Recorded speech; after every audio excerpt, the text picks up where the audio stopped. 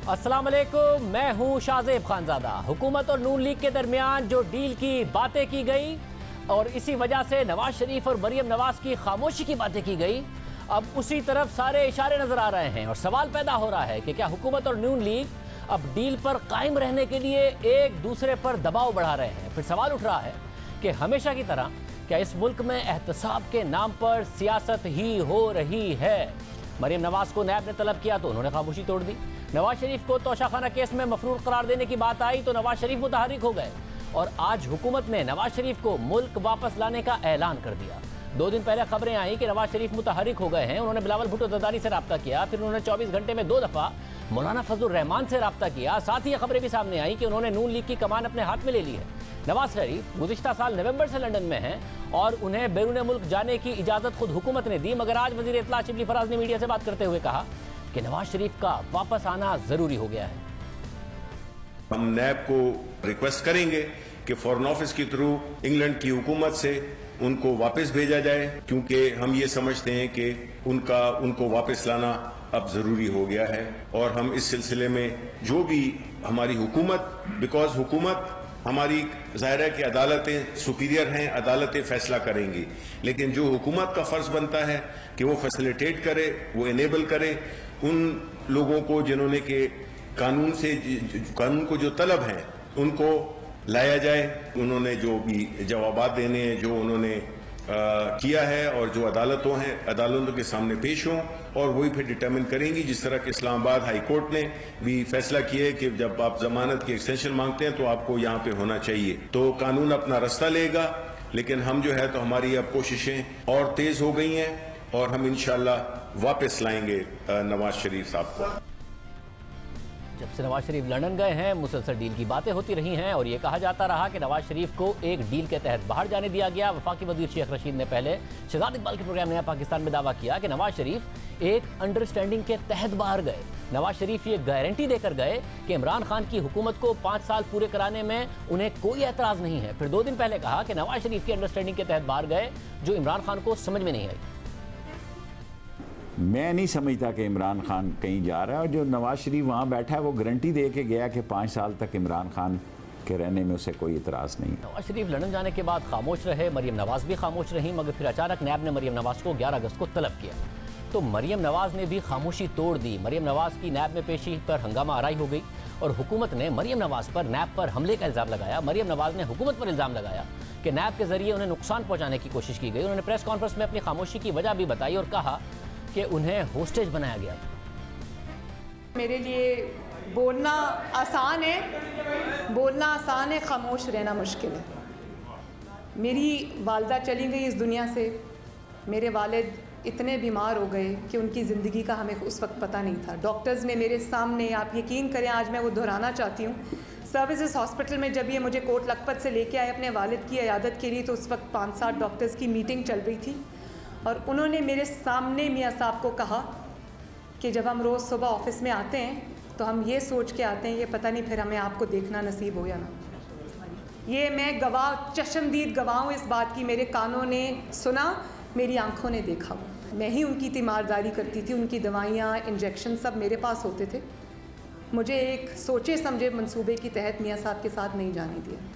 तो मैं इस नतीजे पे पहुँची हूँ कि मुझे इधर एज हॉस्टेज रखा हुआ था उन्होंने कि अगर मैं कोई बात करूं तो वहाँ पर वो मियाँ साहब को नुकसान पहुँचाने की कोशिश करें। उन्होंने कहा कि मैं खामोश क्यों। कभी हमने बोल के उनको एक्सपोज किया और कभी खामोश रह के हमने उनको ज़्यादा एक्सपोज किया, वरना वो कल ये कहते कि मैं तो बहुत करना चाहता था, मैं तो पाकिस्तान की किस्मत बदलना चाहता था, मैं तो दूध और शहद की नहरें बहाना चाहता था। ये ऑपोजिशन ने मुझे कुछ करने नहीं दिया। मुझे इस बात की आज खबर हुई कि मेरी जो खामोशी है या जो मियाँ साहब की खामोशी है वो इतनी गूंज रही है कि इनको कानों पे हाथ रखने पड़ गए।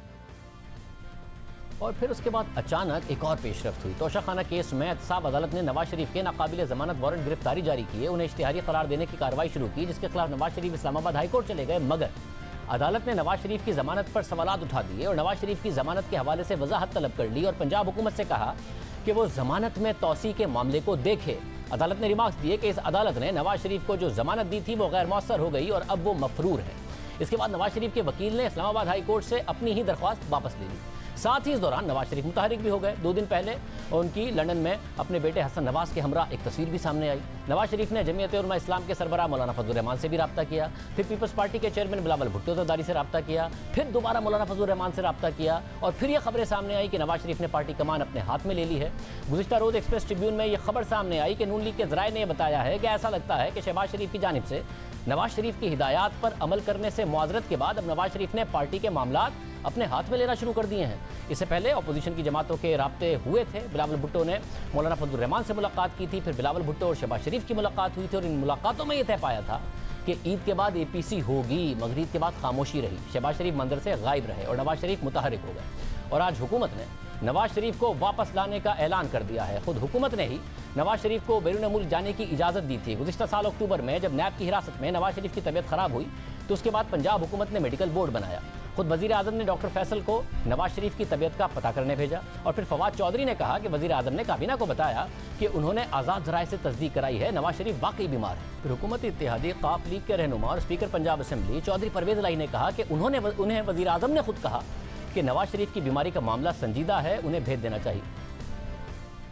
बड़ी हैरानगी वाली बात है कि एक जो मीटिंग थी हमारी इकट्ठे, उसमें ये कंसेंसस हो गया कि उन्होंने खुद कहा कि जी मेरे भी डॉक्टर हैं, उन्होंने कहा ये वाकई बड़ा सीरियस है तो हमें इसको भेज देना चाहिए। ये सीरियसनेस की बात किसने की कि मैंने खुद भी डॉक्टरों से कहा? ये तो इमरान खान साहब ने की। अच्छा ठीक। मैंने जब उनको बताया ना जी, मैंने कहा जी ये आपके मुंह पे तो लोग ये बात नहीं करते कि पता नहीं आप माइंड ना करें। मैंने कहा जी ये डॉक्टर जो हैं ये सारा मुझे पता है, मैं तो खुद इनसे रिपोर्ट लेता हूँ। कहते हैं नहीं आपकी बात सही है, मेरा भी एक डॉक्टर है शौकत खानम का, डॉक्टर फैसल है, वहाँ पे है, उसने भी ये रिपोर्ट दी है। परवेज़ इलाही ने यह बताया कि वज़ीर आज़म ने भी उन्हें कंफर्म किया, जब परवेज़ इलाही ने कंफर्म किया कि वो बीमार हैं, कि नवाज शरीफ वाकई बीमार हैं। फिर हुकूमत ने खुद नवाज शरीफ को बैरून मुल्क जाने की इजाज़त दी। फिर वज़ीर आज़म और वुज़रा ने नवाज शरीफ के सेहत पर दोबारा सवाल उठाना शुरू कर दिए कि वो बीमार ही नहीं है, रिपोर्ट झूठी हैं। फवाद चौधरी ने भी ये बात की तो वज़ीर सेहत पंजाब यास्मीन राशिद ने कहा कि सारी रिपोर्ट्स मेरे सामने बनी और दुरुस्त हैं। इसके बाद से मुसलसल ये खबरें सामने आती रही कि नवाज शरीफ एक डील के तहत बैरून मुल्क गए हैं, मगर नवाज शरीफ खामोश रहे, मरियम नवाज भी खामोश रहीं। फिर जब मरियम नवाज को नैब ने तलब किया तो वो बोलने लगी। नवाज शरीफ को इश्तिहारी करार देने की बात हुई तो वो भी मुतहरिक हो गए और अब हुकूमत नवाज शरीफ को वापस लाने का ऐलान कर रही है। नून लीग के रहनुमा हसन इकबाल हमारे साथ मौजूद है। हसन इकबाल साहब बहुत शुक्रिया। हसन इकबाल साहब ये जो बातें हुई हैं, मरियम नवाज को नैब ने बुलाया तो वो बोल पड़ी, नवाज शरीफ साहब मफरूर करार दिए गए तो वो मुतहरिक हो गए और फिर हुकूमत ने ऐलान कर दिया कि उन्हें वापस बुलाया जाएगा, तो ये सारी डील थी जो टूटती नजर आ रही है। देखिए, पहला सवाल तो ये पैदा होता है शाहजेब कि वो डील क्या थी और किसने की है। नवाज शरीफ साहब मुस्लिम लीग नून की हुकूमत में तो नहीं गए, तमाम इंटेलिजेंस एजेंसीज वजीर आजम के ताबे थीं। शौकत खानम हॉस्पिटल के तमाम डॉक्टर्स उनकी निगरानी में काम कर रहे थे और सबसे बढ़कर ये कि पंजाब के अंदर उनकी अपनी हुकूमत है जिसकी वजीर सेहत उनके इलाज की निगरानी कर रही थी। अब अगर नवाज शरीफ साहब किसी डील के तहत गए, या तो हुकूमत एतराफ़ करे कि उसने कोई डील की थी, और अगर हुकूमत ने डील नहीं की थी और वो समझती है कि उसको धोखे में रख के वो चले गए हैं, तो क्या उसने अपनी सूबाई वजीर सेहत को बरतरफ किया है? वो डॉक्टर साहब के जो शौकत खानम से नवाज शरीफ साहब के तमाम इलाज की निगरानी करके तस्दीक कर चुके थे कि वो बहुत लाइफ थ्रेटनिंग कंडीशन में है, उनको तो मुशीर सेहत लगा दिया गया है। तो पहले तो हुकूमत उन तमाम लोगों को फारिग करे जो नवाज शरीफ साहब की इलाज के से मुताल्लिक थे और उनके बाहर जाने के लिए रिपोर्ट जिन्होंने दी। अगर ऐसा वो नहीं करती तो फिर इस पे वो बिला वजह सियासत कर रही है, और मैं समझता हूँ कि ये एक अच्छी बात नहीं कि एक बीमार शख्स की सेहत के हवाले से दोबारा सियासत की जाए। इससे पहले उनकी अहलिया की बीमारी पर यही हुकूमत के लोग, इसी के वजीर और मुशीर ऐसे गैर जिम्मेदाराना बयान देते रहे कि बाद में फिर ये मुंह छुपाते फिर रहे थे। मगर ऐसे इकबाल साहब, अब ज़ाहिर है परवेज़ इलाही साहब ने भी बताया, फवाद चौधरी साहब ने भी बताया कि वजीर आज़म ने कहा खुद के मैंने वेरीफाई कराया है वो बीमार हैं, मगर जो बाहर भेजने का मामला है ये तो वजीर आज़म ने नहीं कहा कि वो बाहर भेजना चाहते हैं। इस पर शेख रशीद साहब ने जो बताया है कि जो अंडरस्टैंडिंग थी वो इमरान खान से नहीं थी, वो इदारों से थी, और फिर उस अंडरस्टैंडिंग का नतीजा था कि 5 साल पूरे करेंगे, मरियम नवाज खामोश रहेंगी और मरियम नवाज बाहर जाना चाहती थी। तो ये सारा का सारा मामला इमरान खान ने नहीं किसी और ने डील किया। देखिए, मैं इनके वज़रा के बयानात को देख के बहुत परेशान होता हूँ और बहुत इंजॉय भी करता हूँ। इससे पहले वज़ीर आज़म साहब खुद कह चुके थे कि ये इशराफिया ने लॉकडाउन किया है और मुझे पता नहीं लगा। भाई, आप वज़ीर आज़म हैं, आप कोई NGO के सरबराह तो नहीं है, और वज़ीर आज़म जो है वो चीफ एग्जीक्यूटिव होता है, वो पूरी हुकूमती मशीनरी का सरबराह है, तमाम महकमे उसके ताबे हैं। और अब नवाज शरीफ साहब बाहर चले गए और वज़ीर आज़म साहब को असल सूरत हाल पता ही नहीं चली, तो ये किस किस्म के वज़ीर आज़म है? ये किस किस्म के चीफ एग्जीक्यूटिव है पाकिस्तान के? ये कोई टिम्बकटू रिपब्लिक है जिसके वज़ीर आज़म है कि जिसको पता ही नहीं उसके नीचे सब कुछ हो रहा है? ये पाकिस्तान है, एक न्यूक्लियर पावर है, इसमें वज़ीर आज़म बहुत बाखबर होता है, हर चीज़ को जानता है। तो बजाय इसके कि ये मुख्तलिफ इदारों की तरफ या मुख्तलिफ कुव्वतों की तरफ मिलाइन करने का इशारा करें, और ये मैं समझता हूँ कि जो इनके दर पर्दा है, ये चाहते हैं कि कोई मुल्क के दीगर जो इदारे हैं उनको मुलव्वस किया जाए, उनको इल्ज़ाम दिया जाए। नवाज शरीफ साहब के बाहर जाने की तमाम तर जिम्मेदारी हुकूमत के ऊपर थी, हुकूमत ने तस्दीक की, और मैं ज़ाती तौर पे जानता हूँ कि इन्होंने इंटेलिजेंस एजेंसीज को यहाँ तक पड़ताल करने का हुक्म दिया कि वो डॉक्टर्स जो उनका इलाज कर रहे थे उनके बैंक अकाउंट्स चेक किए गए, उनको इंटेरोगेट किया गया, हर तरीके से तसल्ली की गई कि कोई मामले में गड़बड़ तो नहीं है। तो अब अगर वो अपने इलाज के लिए गए हैं तो उसे डील कहना या सियासत से ताबीर करना, मैं समझता हूँ कि बहुत ज्यादती है। ऐसा क्यों है फिर कि तोशाखाना केस में मफरूर होने की बात आई तो नवाज शरीफ अचानक एक्टिव हो गए? मौलाना से 2 राब्ते, बिलावल से 1 राब्ता, या तो उनका अपने भाई के ऊपर से, शहबाज शरीफ साहब के ऊपर से एतमाद खत्म हो गया है कि उनसे अपोजिशन नहीं संभल रही। 3 हफ्ते हो गए, ईद के बाद APC बुलाने को कहा था, वो तक उनसे नहीं हो सका, मौलाना भी उनसे नाराज नजर आए नून लीग से, या फिर आप लोगों की डील ब्रेक हो गई? दोनों में से कोई एक बात है।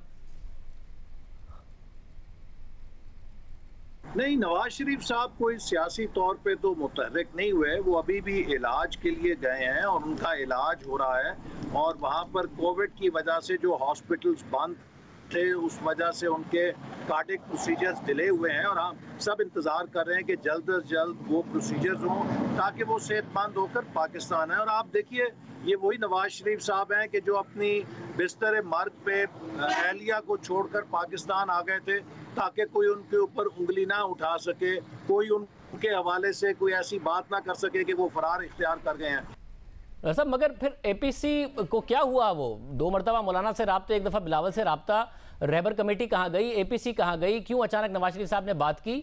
वरना उससे पहले तो जब से वो बाहर गए वो नहीं कर रहे थे ये सब चीज़ें।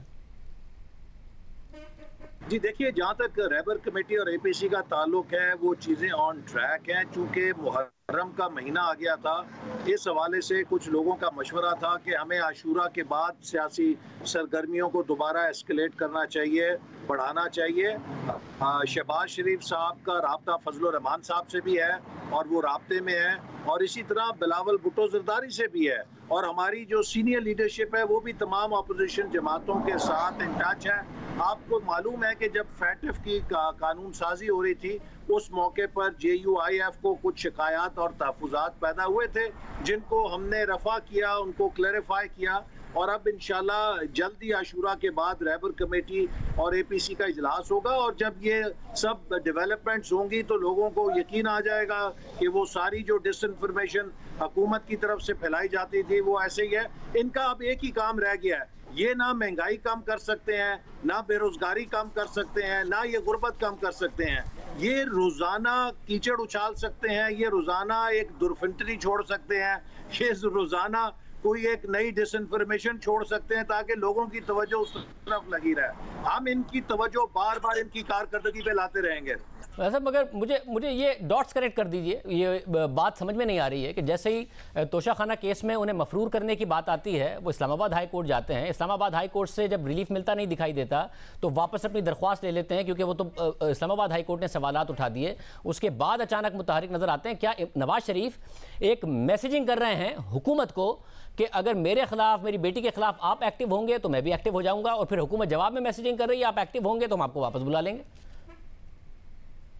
नहीं, ऐसी कोई बात नहीं है। देखिए, जो नवाज शरीफ साहब की बेल लाहौर हाई कोर्ट ने ली थी तो उसके अंदर एक मुफस्सल अरेंजमेंट तय किया गया था कि किस तरीके से उनकी जो मेडिकल कंडीशन है उसकी हुकूमत तस्दीक कर सकती है, उसको वेरीफाई कर सकती है, और वहाँ पर जो हमारा हाई कमीशन है उसको भी रोल दिया गया था। तो नवाज शरीफ साहब इस वक्त वहाँ जो अपना इलाज करा रहे हैं वो कोई किसी और प्लेनेट पे तो नहीं करा रहे। हुकूमत किसी वक्त भी अपने ज़राए से उसकी तस्दीक कर सकती है। अब ये कहना वजीरों का कि जी हम उन्हें लेकर आएंगे, भाई आप क्या लेकर आएंगे? वो तो अपनी अहलिया को बिस्तरे मर्ग पे छोड़ के खुद चले आए थे अपनी बेटी को लेकर गिरफ्तारी देने। तो आप तो अपनी बात करें, जब आप यहाँ मुल्क से फरार होंगे तो आप वापस कैसे आएंगे? वैसे तो आपको फरार नहीं होने दिया जाएगा जो आप लोगों ने इस मुल्क के साथ हशर किया। लिहाजा ये जो बेतुकी बातें हैं, नवाज शरीफ साहब इस वक्त अपना इलाज करा रहे हैं, और इलाज करा के जब वो वापस आएंगे उनकी वापसी के वजन से तो ये वैसे ही कांपते हैं। ये तो सुबह शाम दुआएं करते हैं कि वो बाहर ही रहें, और कहीं मुल्क के अंदर आ गए तो हमारा क्या हशर होगा। हशर क्या होना है? नवाज शरीफ वापस आएंगे, जेल में डाल देंगे। शहबाज शरीफ साहब कारकुनों को लेकर एयरपोर्ट भी नहीं पहुंच पाएंगे, तो हशर क्या होना है? नवाज शरीफ साहब का शहबाज शरीफ साहब पर एतमाद है, या मौलाना की तरह वो भी नाराज हो गए हैं कि मेरे भाई से अपोजिशन नहीं हो रही है? नहीं, ऐसी कोई बात नहीं, उनका मुकम्मल एतमाद है। और आपको मालूम है कि नवाज शरीफ साहब और शहबाज शरीफ साहब एक टीम का नाम है। सिर्फ ये दो भाई नहीं है, बल्कि नीचे पूरी पार्टी की क़यादत जिसमें हम सब शामिल हैं उस टीम का हिस्सा हैं। PMLN एक चट्टान है, एक टीम है। इसके अंदर ये फर्क करना कि नवाज शरीफ साहब कुछ और हैं, शहबाज शरीफ साहब कोई और हैं, या जैद और बकर कोई और है, ये मुनासिब नहीं है। We are one party, we are one force and we are united. बहुत शुक्रिया हसन इकबाल साहब हमारे साथ मौजूद थे। प्रोग्राम में एक ब्रेक शामिल करते हैं और आम खबर इस पर बात करेंगे।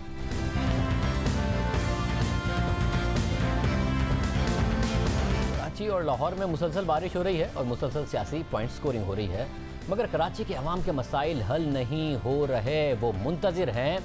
यहाँ NDA में आया, नालों की सफाई हो गई, फिर बारिश हुई, फिर पानी नज़र आ रहा है। सिंध हुकूमत पर मुसलसल इस हवाले से इल्ज़ाम लगता रहा है। इस वक्त हमारे नुमाइंदे कसीम सईद नागन चौरंगी पर मौजूद है कराची के इलाके। वहाँ क्या सूरत हाल है जी कसीम, बताइएगा।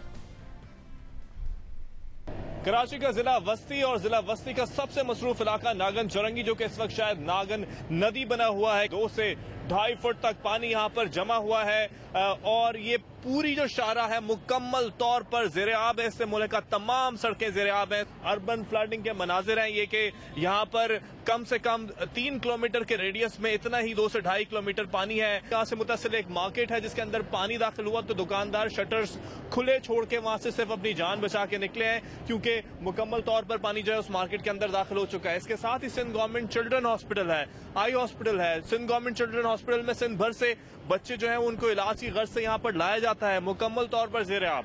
यहाँ पर इस पानी के अंदर, बरसाती पानी के अंदर सीवरेज का पानी भी जो है वो शामिल हो चुका है। एक मशीनरी मुझे यहाँ नजर आ रही है, शावल के जरिए एक जो चोकिंग पॉइंट है उसको क्लियर करने की कोशिश की जा रही है, लेकिन शाहजेब ये मनाजिर बारिश रुकने के 3 घंटे बाद के हैं। और जिस वक्त यहाँ पर बारिश हो रही थी उस वक्त यहाँ पे बहुत तेज रेला बह रहा था जिसने ग्रीन लाइन प्रोजेक्ट को भी मुतासर किया है। बहुत शुक्रिया कसीम सईद, अपना बहुत ख्याल रखिए और हम उम्मीद करते हैं आप महफूज रहें, लोग महफूज रहें इस सूरत हाल में। हमारे साथ मुस्तफ़ा कमाल मौजूद हैं, सरबराह पाक सरज़मीन पार्टी, साबिक मेयर कराची। बहुत शुक्रिया मुस्तफ़ा कमाल साहब, आप क्योंकि जो वफाक के साथ और इदारों के हवाले से जो मीटिंग्स हुई जिसमें पीपल्स पार्टी थी, वफाकी हुकूमत थी, इसके अलावा रियासती इदारे थे, आपने वो मीटिंग्स भी अटेंड की हैं। कैसे ये मसला हल हो? NDA में सफाई कर गई, फिर पानी खड़ा है, सिर्फ क्या नालों की सफाई मसला है, कुछ और मसला है? आपके पास आज इख्तियार होता, आप क्या करते? देखिए, मैं 1 2 3 करके आपको डायरेक्ट, इसलिए इतनी गुफ्तगू हो चुकी है तो उसकी डिटेल में ही जाते हैं। नंबर 1, 18वीं तरमीम के बाद जो इख्तियारात और वसाइल सूबों को दिए गए हैं उससे सूबा बाइख्तियार नहीं हुआ, खुद मुख्तार नहीं हुआ, उससे एक वज़ीर आला बाइख्तियार हो गया, बल्कि डिक्टेटर ही बन गया है वो। उसने वो इख्तियारात और वसाइल अपने पास रख लिए 18वीं तरमीम के अपने ऑफिस में और नीचे उसको ट्रिकल डाउन नहीं किया। तो नंबर 1, उसको वो ट्रिकल डाउन करे। सूबाई खुद मुख्तारी का मतलब है कि सूबे के शहर खुद मुख्तार हों, सूबे के डिस्ट्रिक्ट खुद मुख्तार हों, सूबे की यूनियन काउंसिल खुद मुख्तार हों, उसके गाँव खुद मुख्तार हों, उसके लोग खुद मुख्तार हों। नंबर 1, NFC अवार्ड में जो पैसे मिलते हैं वो वज़ीर आला वज़ीर आला के पास पैसे आ रहे हैं, वो नीचे उसकी मर्ज़ी है, वो डिस्ट्रिक्ट को दे, वो डिस्ट्रिक्ट को ना दे। इस तरह तो वज़ीर आज़म भी कहेंगे कि भाई कल NFC अवार्ड भी मेरी मर्ज़ी है, मैं किसी को सूबे को दूं या ना दूं, तो नहीं चलेगी बात। तो PFC अवार्ड देने की ज़रूरत है, प्रोविंशियल फाइनेंस कमीशन का अवार्ड दे। तीसरी बात ये कि कराची के जो 6 डिस्ट्रिक्ट बना दिए गए थे और अब ये 7वां बना दिया गया, देखिए कराची 18 डिसेंट्रलाइज टाउन्स थे, उस 18 कराची बहुत बड़ा है, आप उसको सेंट्रलाइज करके 6 डिस्ट्रिक्ट करके 7 डिस्ट्रिक्ट करके आपने ऊपर से भी इख्तियारात ले लिया 18वीं तरमीम के बाद, और डिस्ट्रिक्ट गवर्नमेंट के पास जो इख्तियारात थे वो आपने 6 टुकड़ों में बांट दिया और अब 7वें टुकड़े में बांट दिया। इसको आपको एक डिस्ट्रिक्ट और 18 टाउन्स करने पड़ेंगे। और अब ये तो स्ट्रेटेजिक बात है। फिर जब टेक्टिकल आप इशूज की तरफ आते हैं, अब आ जाए नालों की सफाई इससे होगी, इससे कचरा उठेगा, इससे मेंटेनेंस का काम होगा, वहां पर अनफॉर्चुनेटली आज जो क़यादत है वो क़यादत अपना काम पूरा नहीं कर रही, वो करप्शन कर रही है। आज भी कचरा उठ सकता है। मुझसे आपने पूछा, अगर आपके सवाल को डायरेक्ट में आ जाऊं कि मैं क्या करूंगा, मैं करप्शन नहीं करूंगा शादिब साहब, मैं करप्शन नहीं करूंगा, मैं रातों को जागूंगा, मैं इस पैसे को जो आ रहे हैं नालों की, मैं जो एम्प्लॉयज हैं हजारों की तादाद में जो आज भी नालों की सफाई के एम्प्लॉयज सिटी गवर्नमेंट के पास हैं, करोड़ों रुपए की तनख्वाहें जा रही हैं, म्यूनिसिपल जो ये चेयरमैन इनके उनके पास हैं, उन सबको मैं काम पे लगाऊंगा, उनकी आधी तनख्वाहें जेब में डालकर उनको छुट्टी पे नहीं भेजूंगा। और इस इख्तियारात और वसाइल में भी ये शहर मेंटेन हो सकता है और मैं समझता हूं कि हम इसको कर सकते हैं। जब सिंध हुकूमत की, वफाकी हुकूमत की रियासती इदारों की मीटिंग हुई कराची के मसाइल के हवाले से, उनमें आपने भी गालिबन मीटिंग में शिरकत की है, फिर एक मीटिंग हुई जिसके बाद एक कमेटी बनी। आपको उम्मीद है, जो आपने संजीदगी देखी उस मीटिंग में, कि वफाक और सिंध हुकूमत मिलकर कराची के मसाइल आने वाले दिनों में हल कर लेंगे, या फिर अब खबरें बनी हैं तो कमेटी बन गई है और फिर मसले कोई नहीं हल होने कराची के? शादिब साहब, ये जो जिस मीटिंग्स में का हिस्सा मैं था, ये जो कमेटी बनी है ये वो मीटिंग नहीं है। ये तो वज़ीर-ए-आज़म साहब ने कराची पैकेज के हवाले से तीनों पार्टीज़ की मीटिंग बुलाई थी। That has got nothing to do with that meeting, जो कि 2 मीटिंग्स हुई हैं, एक इस्लामाबाद में और एक कराची में, जिसका जिक्र जो है वो चल रहा है। उन मीटिंग्स में तो कोई कमेटी अभी बनी नहीं थी और कोई सिलसिला इस तरह का नहीं था। वहाँ ये जो कमेटी बनी है, इस पर मुझे बिल्कुल अनफॉर्चुनेटली मुझे नहीं इसके ऊपर एतमाद, इस वाली बात पर मैं कॉन्फिडेंट नहीं हूँ कि इस कमेटी से मसाइल हल हो जाएंगे कराची के। इसलिए कि कमेटीज़ की जो हमारे यहाँ दास्तानें रही हैं वो उसकी कोई अच्छी नहीं रही हैं। तो मैं समझता हूँ कि ये सिर्फ चूँकि अभी इशू क्रिएट हुआ है, पॉलिटिकल पार्टीज़ पे, हुक्मरानों पे प्रेशर आया हुआ है, तो वो सिर्फ प्रेशर रिलीज़ करने के लिए कमेटी बना दी गई है। भाई कोई भी गुफ्तगू शुनी से मसला, भाई गुफ्तगू करने की क्या ज़रूरत है, कमेटी में बैठने की क्या, जिसका जो काम है वो काम करें, मसला हल हो जाएगा। कौन सी जिन ममालिक में सफाई होती है, क्या वहाँ पे कमेटियाँ काम कर रही हैं? भाई एक आज दुनिया चांद पर जा रही है, हम कचरा उठाने के लिए कमेटी बना रहे हैं या हमें अभी ये बताने के लिए कि आपस में चीज़ें हो रही हैं। मैं समझता हूँ कि सिर्फ और सिर्फ बाइंग टाइम है, इससे जो है वो कुछ कराची का मसला हल नहीं होगा अनफॉर्चुनेटली। मतलब आप ज़रा कराची को बड़े अच्छे तरीके से समझते हैं। जो सिंध हुकूमत का फेलियर है, नाकामी है कि उन्होंने डिलीवर नहीं किया कराची में, वो तो वाज़ेह है, मगर क्या वजह है कि नून लीग की वफाकी हुकूमत थी, उन्होंने K4 के हवाले से, ग्रीन लाइन के हवाले से शुरू किया, नून लीग पंजाब में डिलीवर कर देती है, शहबाज शरीफ ज़बरदस्त इंफ्रास्ट्रक्चर बना देते हैं, कराची में ग्रीन लाइन नहीं शुरू हुई। तहरीक इंसाफ ने आखिरकार 34 महीने बाद ही पेशावर BRT बना दी, मगर वो नून लीग की शुरू की गई ग्रीन लाइन यहाँ नहीं पूरी कर सके। तो सिंध हुकूमत नहीं डिलीवर कर पाती, इस शहर में वफाकी हुकूमत भी नहीं डिलीवर कर पाती अपने प्रोजेक्ट शुरू करके। मसला क्या है, कहाँ चीज़ें अटक जाती हैं? वेरी अनफॉर्चुनेट, वफाक की चूँकि जो है वो यहाँ पर जो भी नुमाइंदगी पहली दफ़ा यहाँ पर आई, जिनके पास वफाकी हुकूमत है, अनफॉर्चुनेटली उनकी ग्राउंड पे उनकी जो है वो कोई ग्रिप नहीं है, उनके लोगों को कोई नहीं जानता, उनके लोगों ने अपनी 2 सालों में अपनी पेनिट्रेशन भी नहीं की, कोई ऐसा काम नहीं किया कि जिससे लोगों को सेंस ऑफ उनको रिलीफ मिले कि यहाँ पर उनके 14 MNAs और उनके 25 MPs हैं, और शायद आज तक उनको खुद भी यकीन नहीं आ रहा कि वो MP MNAs जो है वो बन गए हैं। तो वो तो एक वैक्यूम है ऑलरेडी। असल में फिर वो हो जाती है, लोग इसको ये लेते हैं कि मैं क्या एक ही जगह पे क्रिटिसाइज़ करता हूँ। बेसिक इशू में आज भी समझता हूँ कि शहर के जो चौकीदार थे उन्होंने अपनी इसकी चौकीदारी ठीक नहीं की, और वो चौकीदारी MQM के पास थी पिछले 32 सालों से, और आज भी मेयर और तमाम लोग देखिए, अगर ये मेयर 4 सालों से अपने पास उसके जो पैसे थे, अगर वो सही से उसको इस्तेमाल करते और करप्शन नहीं करते, और फिर उसके बाद रोड पर निकलते और एहतजाज करते और अपने तमाम काउंसलर्स को लेकर कराची की रोड पर, किसी रोड पर खड़े होते, वज़ीर आला के घर के आगे जाकर खड़े होते और इसको इशू बनाते कि भाई मैं अपने हिस्से का तो काम कर रहा हूँ, लेकिन मेरे साथ ये चीज़ें, ऐसा कैसे हो सकता है कि आप मुझे शहर के वाटर एंड सीवरेज मुझे ना दो, ऐसा कैसे हो सकता है कि आप शहर का मास्टर प्लान मुझे ना दो, आपने क्यों सॉलिड वेस्ट मैनेजमेंट बोर्ड बना रखा है। ये अगर वो बात करती तो पूरा कराची उनके साथ खड़ा होता। और जब 2013 में ये डिस्ट्रिक्ट बन रहे थे और उन्होंने उसको एग्री किया है, उस वक्त हुकूमत का हिस्सा थे, अगर वो ये ना करते, गवर्नर अपनी गवर्नरी छोड़ते या अपनी वजारतें छोड़ते, तो आज कराची को यह हशर नहीं देखना होता। तो आपने जो सवाल किया कि भाई क्यों है, मतलब क्यों, तो जिस शहर को, जिस घर को उसके चौकीदारी चोरों के साथ मिलकर लूटने का प्लान कर लें, तो उस घर को लूटने से कौन बचा सकता है। अनफॉर्चुनेटली कराची का जो कराची जो लूटा है वो सिर्फ चोरों से नहीं लूटा, यहाँ के चौकीदारों ने भी उसे लूटा है। तो मैं समझता हूँ सही लोग आ जाएंगे तो सही बात करेंगे और किरदार वाले लोग होंगे तो ये शहर का मसला हल होगा। आज तो नहीं है ऐसे लोग।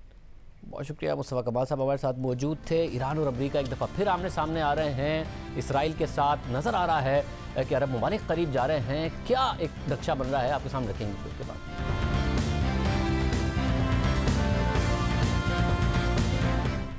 इसराइल और मुत्तहिदा अरब अमारात की डील के बाद अमरीका एक बार फिर से ईरान पर दबाव बढ़ाने की कोशिश कर रहा है, मगर ईरान रिवायती अंदाज में दबाव के बावजूद जारहाना इकदाम ले रहा है।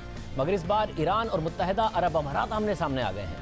मुत्तहिदा अरब अमारात जो मशरिक़ वस्ता में सऊदी अरब का सबसे बड़ा हलीफ मुल्क समझा जाता है, सिर्फ यही नहीं, जहाँ एक तरफ मशरिक़ वस्ता की पॉलिसी इसराइल से मुतालिक बदल रही है, तो वहीं ईरान अपने जंगी साजो सामान की नुमाइश करके अपनी पोजीशन वाज़ेह कर रहा है। और इन सब के बीच में अमरीका सिफारती सतह पर ईरान को तनहा करने के लिए अपना पूरा जोर लगा रहा है। मगर अमरीका की ये कोशिश ईरान को तनहा करे या ना करे, वो खुद अमरीका खुद मगरबी मुहाज पर ज़रूर तनहा नजर आ रहा है। इस तमाम मंजरनामे में जो सबसे अहम पेशरफ सामने आई है वो ईरान की तरफ से मुत्तहिदा अरब अमारात के बहरी जहाज और उसमें सवार अफराद को अपनी तहवील में लेना है। गुज़िश्ता रोज़ ईरान की वजारत खारजा ने बयान जारी करते हुए कहा कि पीर के रोज़ अमाराती बहरी जहाज को ईरान के सरहदी गार्ड्स ने पकड़कर उसमें सवार लोगों को अपनी तहवील में ले लिया है। ईरान की वजारत खारजा ने मजीद कहा कि अमाराती कोस्ट गार्ड्स के बहरी जहाज को उस वक्त तहवील में लिया गया जब उसने ईरान के माहीगीरों की कश्तियों पर फायरिंग शुरू की, जिसके नतीजे में 2 माहीगीरों की मौत हो गई। ईरान की तरफ से मुत्तहिदा अरब अमारात के साथ ये कशीदगी एक ऐसे वक्त में हो रही है जब मुत्तहिदा अरब अमारात इसराइल के करीब जा रहा है, जो ईरान का सबसे बड़ा हरीफ है। और जब मुत्तहिदा अरब अमारात और ईरान के दरमियान ये डील हुई तो ईरान ना सिर्फ उसकी ईरान ने मजम्मत की, बल्कि उसे बहुत बड़ी गलती करार देकर खित्ते में इसराइल के लिए रास्ता खुलने पर खबरदार किया। ईरान के इस बयान को मुत्तहिदा अरब अमारात ने ना सिर्फ धमकी के तौर पर लिया, बल्कि ईरानी सफीर को तलब करके एहतजाज भी रिकॉर्ड किया। मगर ईरान के इस बयान पर ना सिर्फ मुत्तहिदा अरब अमारात की तरफ से रद्द-ए-अमल आया, बल्कि उसके सबसे बड़े हलीफ और ईरान के सबसे बड़े हरीफ सऊदी अरब ने भी इस बयान की मजम्मत की और इसे खित्ते के इस्तेहकाम के लिए ख़तरा करार दिया। मगर जो सबसे अहम मामला है वो मुस्तकबिल में अरब ममालिक और इसराइल का मुमकिन तौर पर करीब आना है। मगर क्या अरब ममालिक का ये मुमकिन इत्तेहाद ईरान के लिए ख़तरनाक साबित होगा या मामला कुछ और है? क्योंकि इस वक्त मशरिक़ वस्ता में एक पेचीदा किस्म की सियासत हो रही है। जहाँ इस खित्ते में ईरान का अपना एक असर है, तो वहीं तुर्की भी अपना असर व रसूख बढ़ा रहा है। तुर्की की अरब ममालिक के साथ कशीदगी की एक अपनी पूरी तारीख है। आखिर मामला क्या है, इस पर तफसील से हम बात करेंगे। मगर मौजूदा सूरत हाल में अमरीका भी पुरजोर इस वक्त दबाव बढ़ा रहा है कि न्यूक्लियर डील से पहले ईरान पर जो पाबंदियां आई थी उन्हें बहाल किया जाए। इस हवाले से गुज़िश्ता रोज़ अमरीकी वज़ीर ख़ारजा माइक पोम्पियो ने बाज़ाब्ता अक़वाम मुत्तहिदा में एक ख़त जमा करा दिया और फिर मीडिया से बात करते हुए उन्होंने इस अज़म का इज़हार किया कि वो किसी भी सूरत ईरान को हथियारों की खरीदो फरोख्त की इजाज़त नहीं दे सकते। Just a few minutes ago, मैंने चंद मिनट पहले अक़वाम मुत्तहिदा के सेक्रेटरी जनरल और सिक्योरिटी काउंसिल के सरबराह को खतूत जमा करवा दिए हैं, जिसमें उन्हें बताया गया है कि अमेरिका ईरान पर उन तमाम पाबंदियों को दोबारा बहाल करने के अमल का आगाज़ कर रहा है जो अक़वाम मुत्तहिदा की करारदाद के तहत ख़त्म कर दी गई थी। इस अमल के नतीजे में ईरान पर वो पाबंदियाँ 30 दिन के बाद दोबारा आयद हो जाएंगी। हमारा पैगाम बहुत सीधा है, रियासती सतह पर दहशतगर्दी का प्रचार करने वाले सबसे बड़े मुल्क को अमरीका आज़ादाना तौर पर हथियार की खरीदो फरोख्त की इजाज़त नहीं दे सकता। मगर दीगर यूरोपीय ममालिक ने अमरीका का साथ देने से इनकार कर दिया है। ईरान पर पाबंदियाँ मज़ीद बढ़ाने के हवाले से कामरान बुखारी साहब हमारे साथ मौजूद हैं। आप माहिर मशरिक़ वस्ता उमूर हैं, इसके अलावा director analytical development centre for global policy हैं। बहुत शुक्रिया बुखारी साहब। बुखारी साहब, ये क्या सब चीज़ें ईरान को आइसोलेट करेंगी और क्या ये सब कुछ उस तनाजुर में हो रहा है जो डील हुई है मुत्तहिदा अरब अमारात और इसराइल की? मैंने इसके ऊपर बड़ा लंबा चौड़ा मजमून शाया किया है ये कोई 2-3 दिन पहले। तो ये बहुत ही एक सोफिस्टिकेटेड किस्म की मूव है। इसका ताल्लुक इसराइल से कम है और फ़लस्तीनी तनाज़े से तो इसका बिल्कुल कोई ताल्लुक नहीं है। ये मुत्तहिदा अरब अमारात की एक कोशिश है कि वो एक बहुत ही जिसे कहते हैं डिस्टेबलाइजिंग खित्ते के अंदर अपने आप को और जो है अरब वर्ल्ड को सिक्योर कर सके। इसमें ना ही ईरान के खिलाफ कोई कार्रवाई की जा रही है। याद रहे कि इस मुआहदे के ऐलान से 4 दिन कबल मुत्तहिदा अरब अमारात की मीटिंग हुई है वजारत खारजा लेवल के ऊपर ईरान के साथ।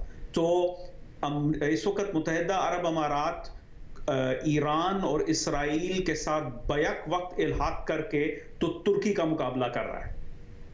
मतलब मगर अरब ममालिक का ज़्यादा बड़ा मसला यमन, शाम, इराक में ईरान से है। ज़ाहिर तुर्की के साथ भी एक लफ्जी जंग जारी रहती है। आपको लगता है कि अब अरब ममालिक तुर्की को ज़्यादा बड़े मसले के तौर पर देखते हैं बनिस्बत ईरान के? तुर्की और ईरान जो है वो तारीखी तौर पे राइवल्स हैं और उनकी राइवलरी जो है अब वो मंजर आम पे सामने आएगी। ईरान और सऊदी अरब की जो जंग, सर्द जंग या जो है गर्म जंग कह लें, चल रही थी वो ख़त्म हो गई है। उसमें पसपाई हुई है सऊदी अरब को।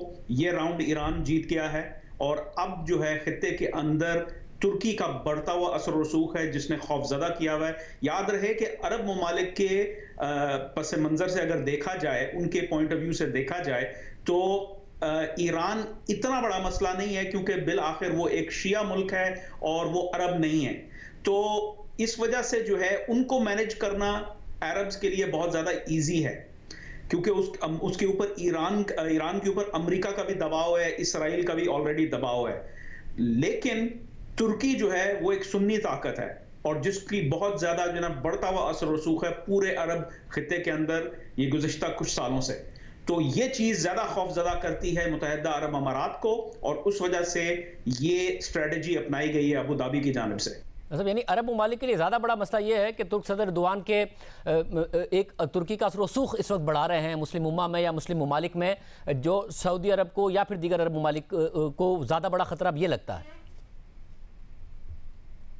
देखिए, जैसे इजाज हैदर ने आज फ्राइडे टाइम्स में पब्लिश किया है कि कोई उम्मा कोई चीज नहीं है। देयर इज नो उम्मा, देयर आर इंटरेस्ट। हर मुल्क का अपना इंटरेस्ट है और तुर्की के अपने इंटरेस्ट हैं। तुर्की के जनूब के ऊपर एक बहुत बड़ी आग लगी हुई है जिसको हम सीरियन सिविल वॉर कहते हैं। उसको मैनेज करना है। तुर्की जो है अपनी ताकत को प्रोजेक्ट करना चाहता है क्योंकि ईरान उसके रास्ते में है। ईरान इराक और सीरिया दोनों में मौजूद है और कई दिहाइयों का हेड स्टार्ट है ईरान को। ऐसी सूरत हाल के अंदर तुर्की जो है उन लाइंस के थ्रू पंच करना चाह रहा है over the next few years. अब ये चीज मुत्तहिदा अरब अमारात को भी नजर आ रही है, सऊदी अरब को भी नजर आ रही है, इजिप्ट को भी नजर आ रही है और इनमें से किसी एक मुल्क के पास भी इतनी ताकत नहीं है कि वो इस ट्रेंड लाइन के ऊपर असरअंदाज हो सके।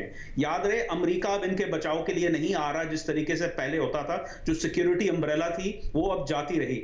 अमेरिका की स्ट्रेटजी ओबामा इंतजामिया के दौर से शुरू हुई थी और अब ट्रंप इंतजामिया में भी वही है कि भाई जो रीजनल प्लेयर्स हैं वो रीजनल सिक्योरिटी के लिए हैवी लिफ्टिंग करें। अमेरिका जो है साथ मिलकर काम जरूर करेगा लेकिन प्राइमरी गारंटर नहीं होगा किसी की भी नेशनल सिक्योरिटी का।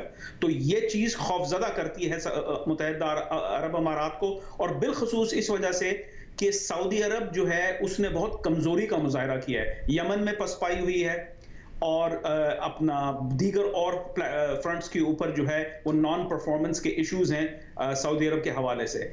फिर अगर आप देखें तो मुत्तहिदा अरब अमारात ने असद रेजीम के साथ भी दोबारा से ताल्लुकात, कोई 1 साल हुआ है, दोबारा से रिश्ता कायम कर लिया है। तो ये कॉम्प्लेक्स गेम चल रही है और मुत्तहिदा अरब अमारात इस वक्त रीजन के अंदर अडल्ट का किरदार अदा करने की कोशिश कर रहा है। क्या वो कामयाब हो सकेगा मैं नहीं समझता क्योंकि उनके पास स्टेइंग पावर नहीं है, लेकिन उनके पास और कोई चॉइस भी नहीं है इस रास्ते के अलावा।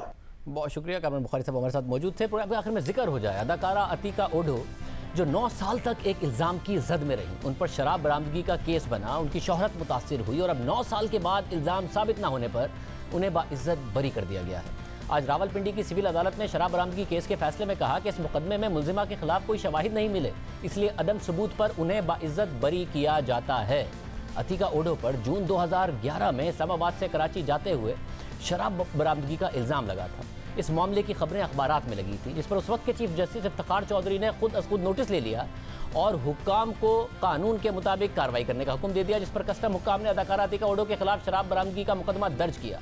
उस वक्त अतीका ओडो साबिक सदर परवेज मुशर्रफ की जमात और पाकिस्तान मुस्लिम लीग में थी। फिर यह मुकदमा 9 साल तक चलता रहा।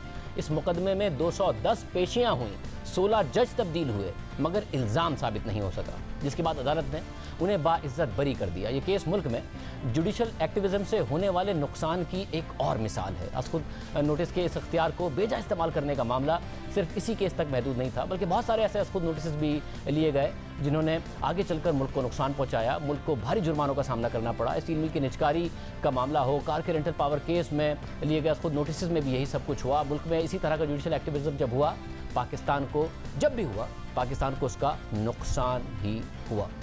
इरा दीजिए। अल्लाह हाफ़िज़।